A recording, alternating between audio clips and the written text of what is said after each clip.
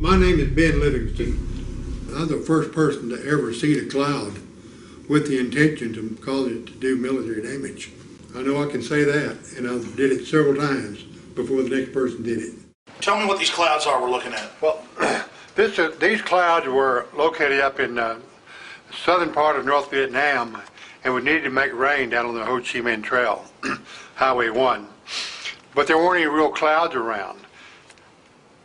There were a number, this was the end of the monsoon season, but there were a number of these small clouds that barely reached the freezing level, and by putting a small amount of silver iodide in there, we got them to collect and start to build. And as they built, we just worked on the largest tower in the group until in just a very short time we had clouds that were... You told me this cloud got 14 inches of Well, this cloud, of course, this is all the same cloud. I was cleared top secret. Eyes only, I was as high as you could get. I got interested in weather modification when I was a farm boy. I never could understand why the clouds wasn't bigger, had a little more shade, and was chopping that cotton. So I got in the Navy. I managed to get into meteorology school, and I think that's really where I learned the most of my physics. I was assigned to the Typhoon Squadron in Guam, where I served for 3 years as a flight meteorologist and meteorological engineer. From there, I came back to additional school at Texas A&I University down in Kingsville, and from Kingsville, they sent me to the Hurricane Hunter Squadron in Jacksonville, Florida. That squadron, of course, had just become involved in Project Storm Fury. So when I reported to that duty station as a meteorological engineer, I was immediately designated the military member of the Storm Fury Advisory Board. We were doing quite a lot of testing work out over the test range at China Lake, California, where we dropped cloud seeding flares or silver iodide generators into clouds, or just where we wanted to see what the reaction was. And it was there when I learned for sure that you could really change a cloud by the amount of silver iodide you put in it and where you put it. This cloud here, from the time it started raining till it quit, it put out a little over 14 inches of precipitation. What did that do to the North Vietnamese? Well, it just washed all the roads out, and there was a bridge attached to a mountain that bombed and could not get rid of it. This heavy rain washing out down that river took that bridge out. So you guys finally got it done. This was on October 13th. These are cloud seeding dispensing units on the side of C-130s. As you can see, these units held 52. These dispensers held 52 units. And under here on this F4, we had these camouflaged so they looked like they were. Did you fly those? Yes. You piloted the F4? Yeah. So you're a jet pilot too, huh? Yeah, I did these for about 7 years. You fly them all, huh? That's neat. And these were our own airplanes. The airplanes I had in my commercial cloud seeding business. See? I had a Duke, and a turbocharged Duke, of course, and Cessna 310 and a Turbo 210, and we built the flares that built them into the wings of our airplane so that they caused as little resistance as possible, or drag as possible.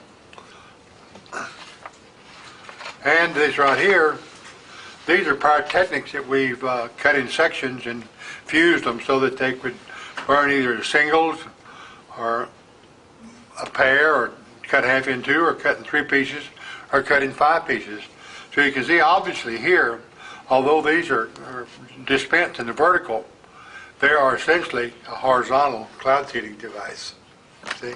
That's how we made these clouds like in Vietnam work, because we could take a cloud, take a pyrotechnic like this, had a little bitty piece in it, and we'd fly by and just barely touch the cloud with one part. So that kept from blowing the thing apart, blowing the cloud up. But what we would do, and like in Carla or Rita, those kind of clouds, we would maybe use, this is one cloud seeding device here, cut into 5 pieces. But in one like this, you may be flying 350 miles an hour, kicking one out every 200 or 300 meters, and just essentially seed the whole area on the horizontal, and the whole top would blow away. Amazing. We were the first ones to fly into hurricanes for the purpose of modifying them, if you will. That was Project Storm Fury. I began to be extremely confident that we could do about what we wanted to with a hurricane.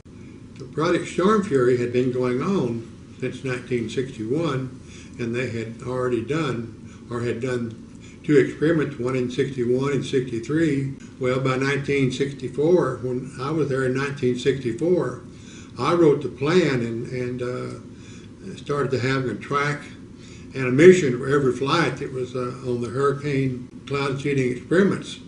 So we had documentation for everything. Operation of Project Storm Fury are very positive. His report said that we claim they should consider now if a hurricane heads straight towards Miami.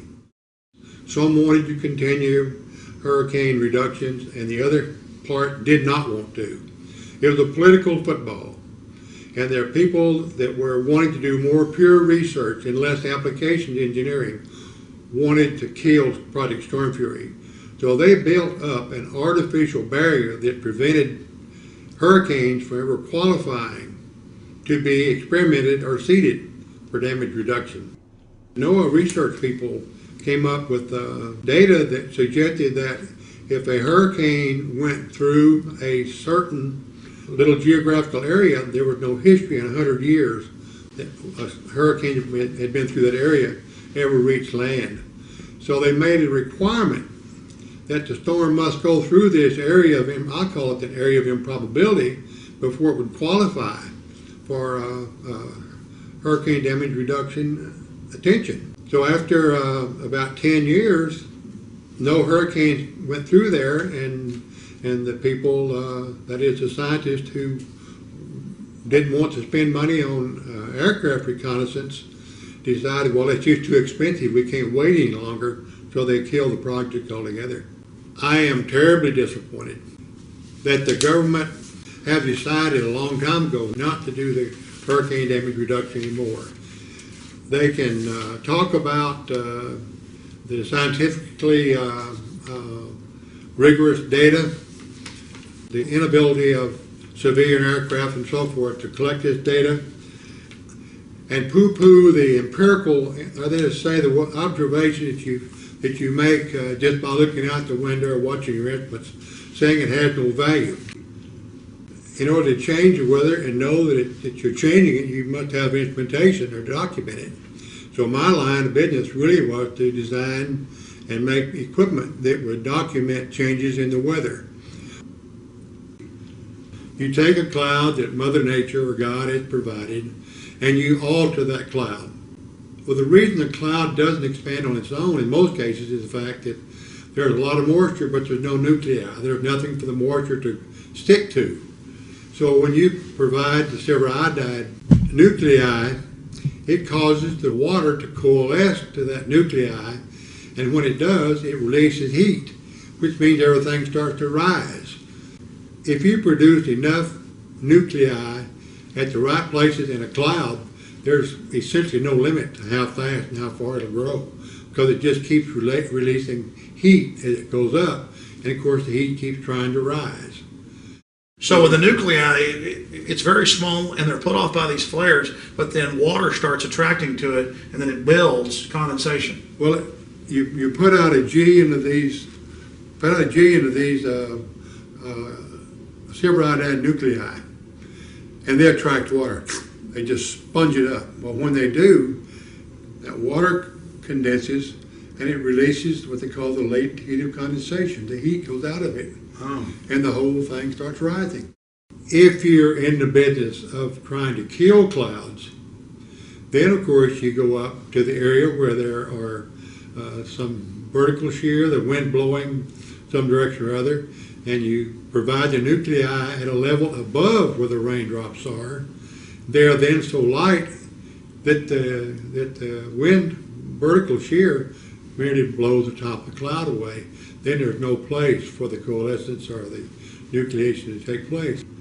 Well, the Joint Chiefs of Staff had been wishing for quite some time, in terms of years, that they had some way of slowing the trucks down in Vietnam. That led me to advise the Joint Chiefs of Staff that we had a potential weapon system, and so I was asked to start to put together a top secret operation to go to Vietnam to see if we couldn't make it rain more over there as a military operation. All the roads over there were dirt roads, and when it rained, it caused them a lot of problems.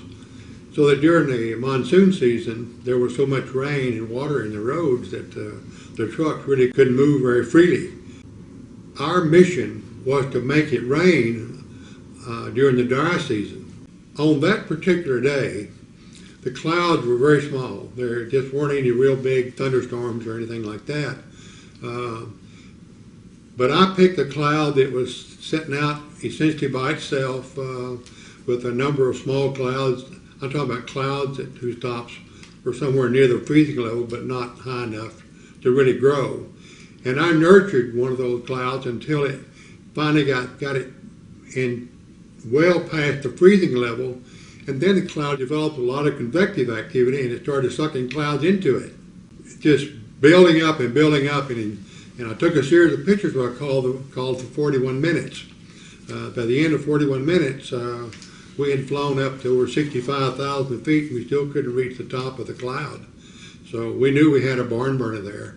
And by the next morning, we had washed out everything in the world and did a lot of damage to people and all that sort of thing. But it was a real success as far as blocking the roads off. With just two of us involved, myself and a civilian, but we conducted that operation with aircraft, military aircraft, mostly from Marine Corps, and then shortly thereafter we started involving the U.S. Air Force.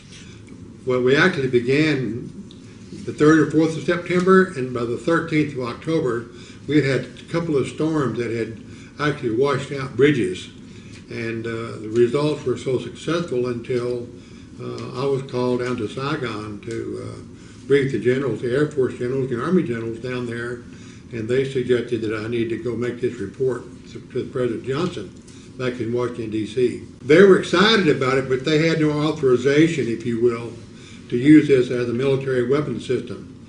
I was there in very top secret classification as a research project. That's why we were able to conduct the mission without the international community, if you will, being apprised of what we were doing and how we were doing it. It was kept top secret for a long time. It was first reported that this was going on in 1972. That's the first time the Congress ever heard about it. So as you can see, it was not something everyone knew about for a long time. It must feel good, though. I mean, you're the father or something. You used weather weapons first. Well, it's okay. And for all we know, is that the only time they've been used? Well, that same project went on through 1972 when we got out of Vietnam. But the Air Force was still doing it.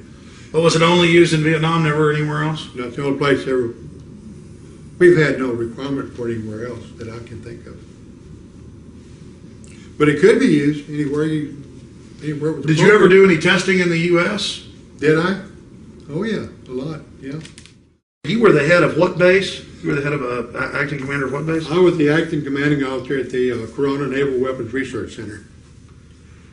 And they worked on a lot more there than just weather weapons, didn't they? Yes, they do, but my main contribution at Corona was to write a plan for weather modification control for the whole world at any given time.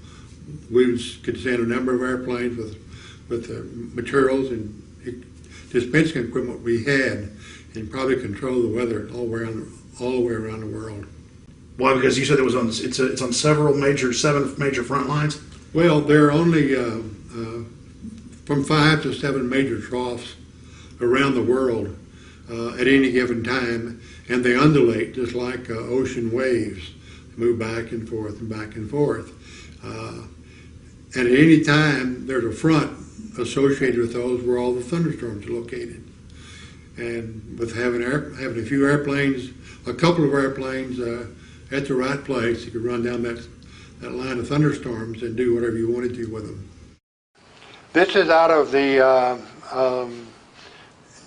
June 1974 Science magazine.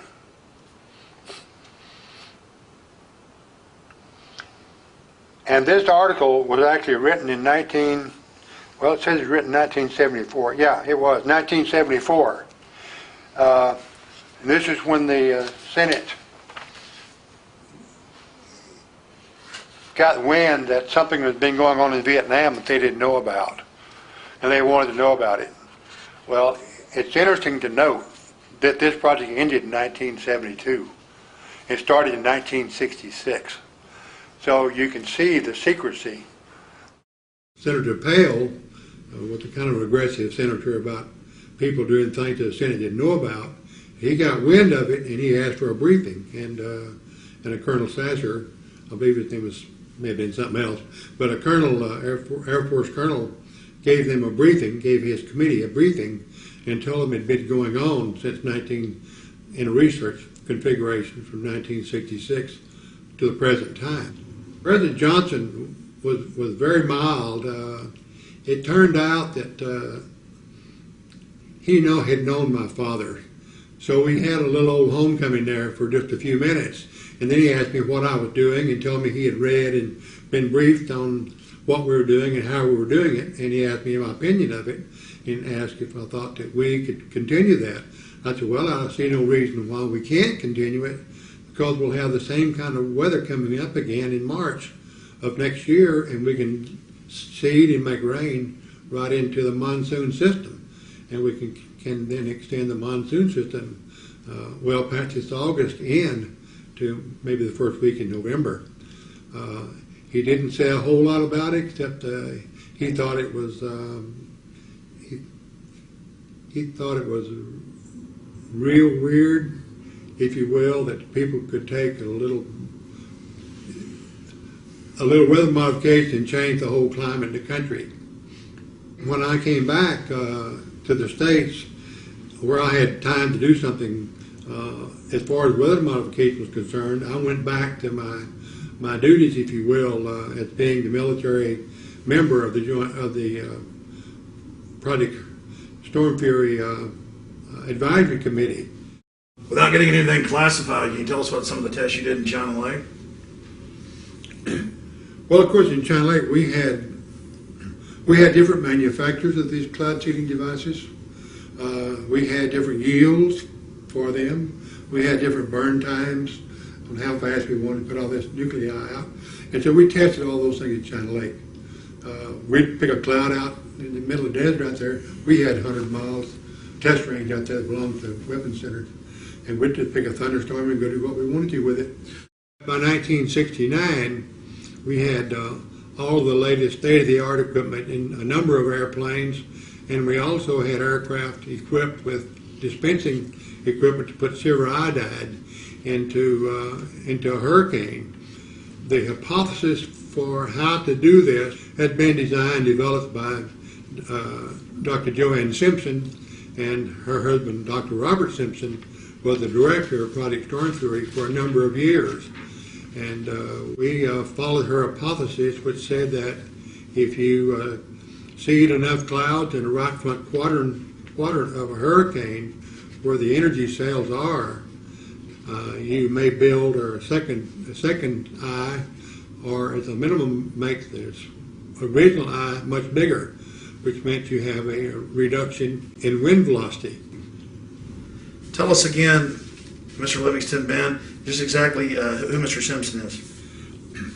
Dr. Simpson At the time Project Storm Fury started, he was the head of the United States Weather Bureau.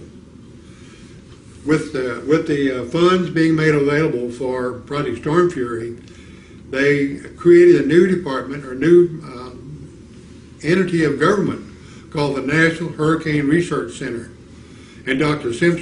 Bob Simpson, was the director of that group. So he's preeminent. He is preeminent, and his wife Joanne. I attended a ceremony for her induction into the National Center for Atmospheric Research Laboratory's Wall of Fame last summer, in which her name was placed on the wall as one of the 5 preeminent scientists in the nation in the 20th century. That's his wife Joanne, who was the head of Project Storm Fury for the 2 years. I worked with her for those 2 years. And they're saying right here that this is conclusive. Yes. So why aren't we saving people hundreds of millions of dollars and thousands of lives? This needs to be implemented. This book, Hurricane Watch here, is very important because it's written by a person who's a former director of the National Hurricane Center. So he's had worlds of experience in the research in these things. And I might add that I took Dr. Bob Sheets on his first airplane ride into a hurricane in 1964. But he has documented a number of things that are important to the subject we're talking about, in which he's described every storm, the background of those storms, what was done to them, and the results. He's also described Dr. Bob Simpson. He says, all in all, Bob Simpson undoubtedly has had more impact on hurricane research and forecasting than any other single person. And I might add the second most important person in this direction or this field is his wife, Dr. Joanne Simpson. Ben, what do you say to the folks that say, oh, well, if you mess with a hurricane, that might cause some unintended consequence? You know, as if that energy has to go somewhere. Doesn't it just dump into the ocean as cold water? It may just spread out and blow across the ocean. It may not go anywhere where anyone cares. And there's certainly going to be, if there are going to be unintended consequences, you would know within an hour after you'd seeded a hurricane, you would know that something is not going right. We have to go do something different before it causes damage. So you'd have days to be adjusting. You'd have days. The way we plan on doing it, we'd only have 2 days. We'd only work on a hurricane. Well, this is a pretty exact science now, from Vietnam to the hurricanes you did earlier. Seems like, I mean, you guys know how to knock them out. Well, for the operation we hope to get last fall, I wrote a flight plan for every flight. How far they would go, how many partakers they would take, and statistically, how many nuclei they needed to spend. How many tons of nuclei would it have taken? You said 2 airplanes, but how many tons of nuclei would it have taken? How many airplanes to knock out Rita or Katrina? You don't measure these partakers in terms of tons. You measure them in terms of half pounds. So a cloud seeding device with 14 grams of silver iodide mixture in it that produces 10 to the 13 nuclei per gram weighs about 1/3 of a pound. So 400 of those things weighs 120 pounds. The composition of a hurricane may have dozens of energy cells in it, and they're like the pistons in an engine. They just chug, chug, chug. They get stronger and stronger and stronger because they feed off the warm air below them. And they eventually turn into this thing they call a hurricane with all these energy cells in it. We know where those energy cells are. We know what makes them tick.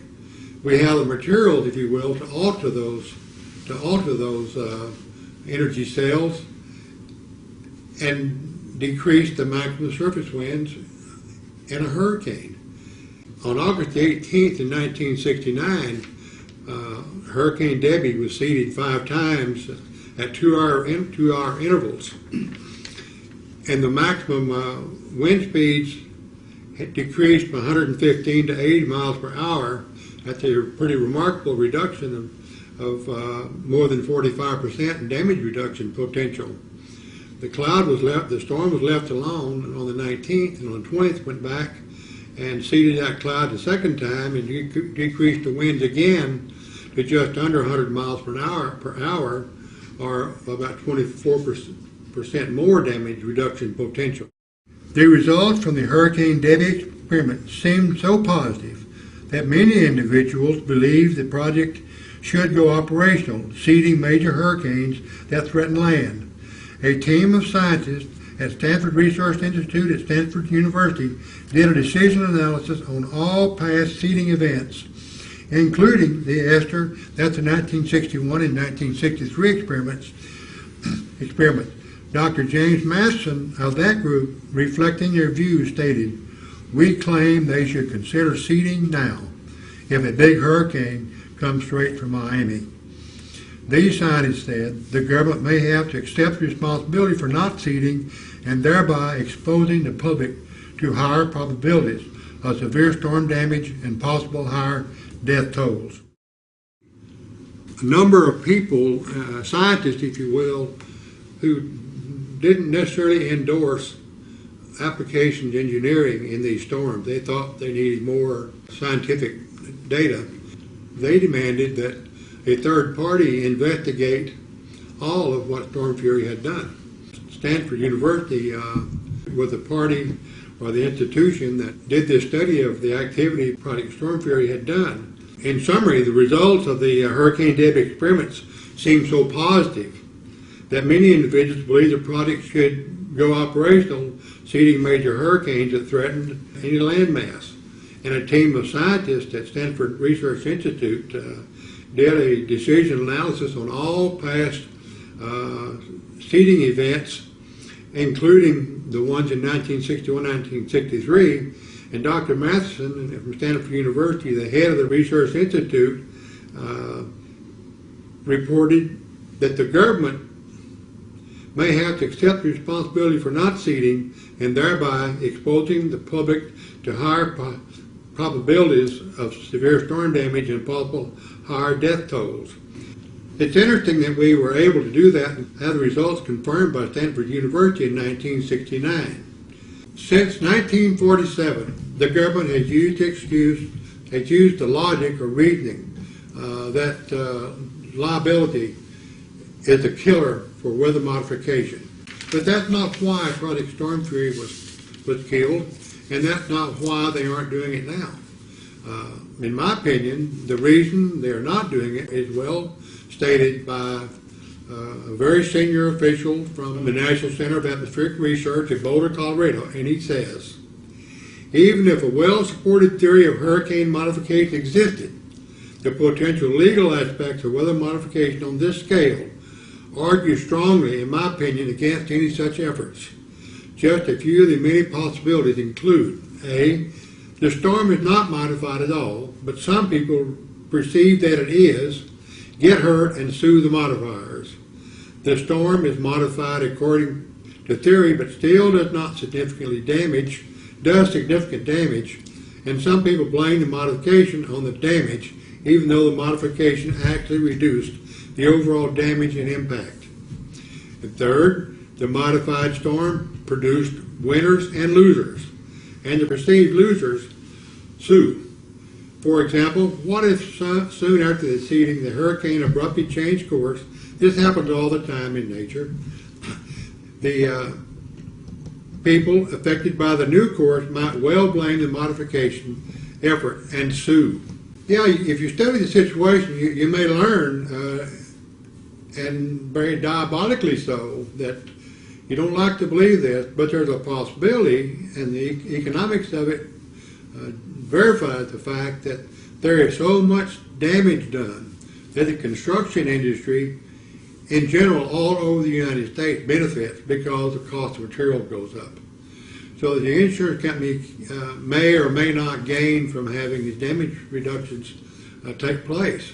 As far as the energy industry is concerned, we all know that they get their money back almost immediately by increasing the price of their product. And it's not unheard of to believe that the actions performed by FEMA or the government is not a surefire way to buy votes. So there may not be any political or economic motivation on the government or some major industry's part to reduce the damages from hurricanes. The material that we put in the atmosphere are not toxic, and by volume they're nothing. It's my contention that we have a sure defense against those liability lawsuits. We place in our seeding materials a trace element of zinc or some other exotic material, so that any rainfall that falls that uses our nuclei to cause the rainfall or the hail, whatever comes out of it, all they need to do is collect some of that water, find some of our traces of some of our material, and we would then concede that we had something to do with it. And the other, of course, good defense is that we've had such horrendous hurricanes the last several years without any weather modification in the past 30 or 35 years. You sure can't blame a weather modifier for causing damage. The other governments are using weather control for many purposes. And Indonesia, for instance, Canada, Turkey, Greece, Russia, they're all using weather control to their benefit, and we aren't. Well, for several years, the Russians have had weather control product as one of their national goals. They're using weather control primarily to protect the large sites, or the sites where large numbers of people are congregating for celebration.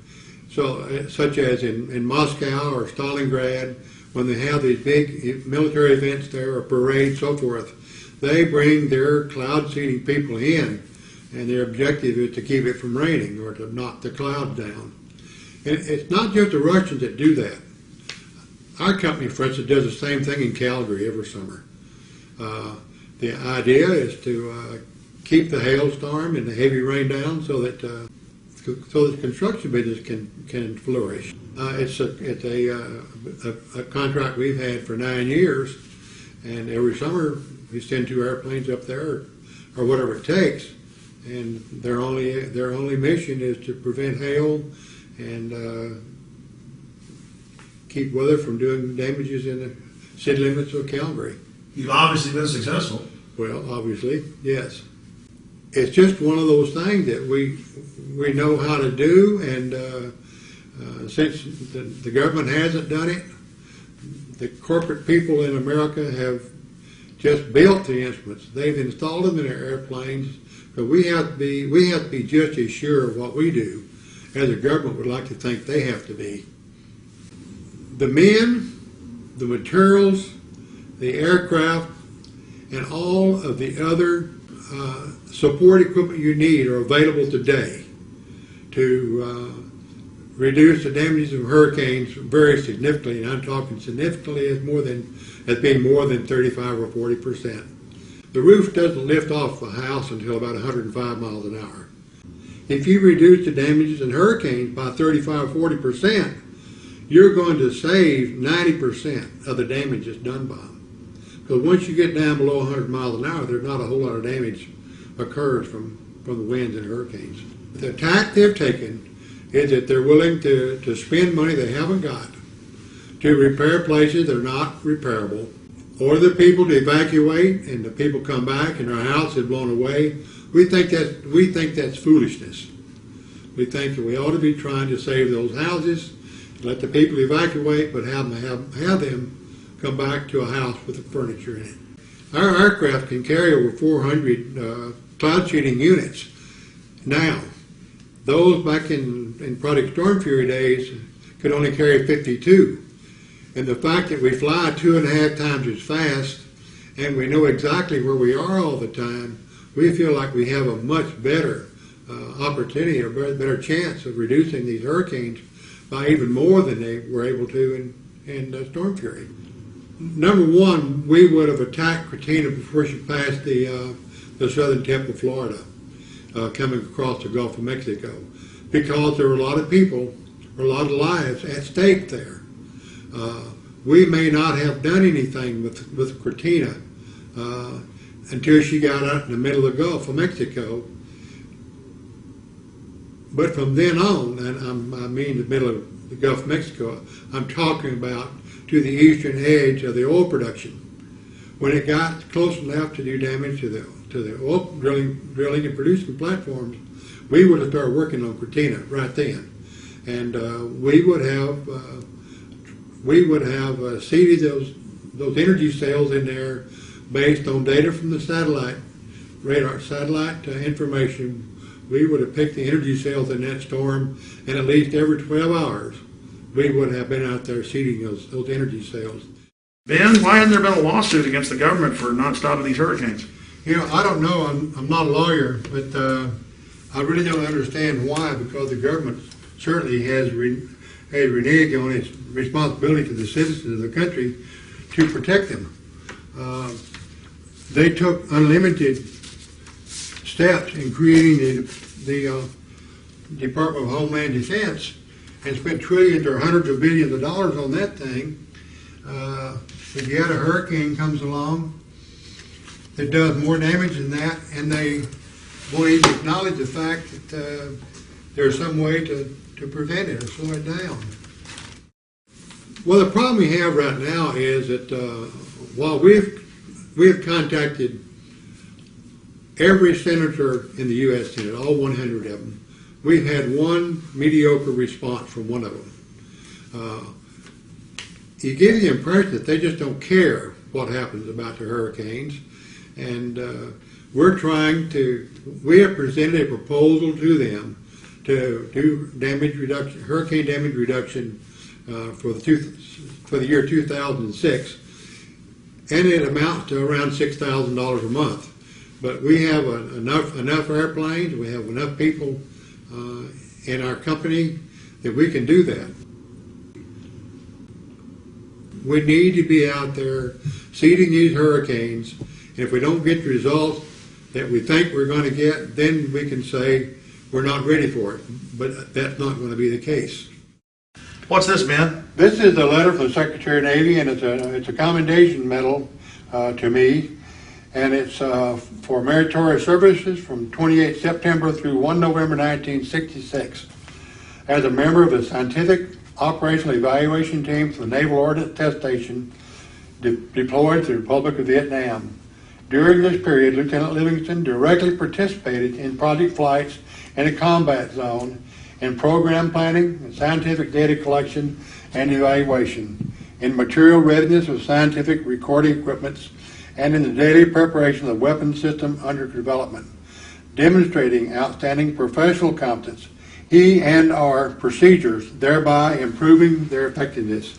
His unyielding demand for accurate and complete data collections, his relentless search for technical competence, and his unwavering devotion to duty were major factors in the outstanding success of the project and were instrumental in the development of a unique major combat capability for the United States. Lieutenant Livingston's outstanding performance was in keeping with the highest traditions of the United States Naval Service. Signed, Paul H. Nitze, Secretary of the Navy.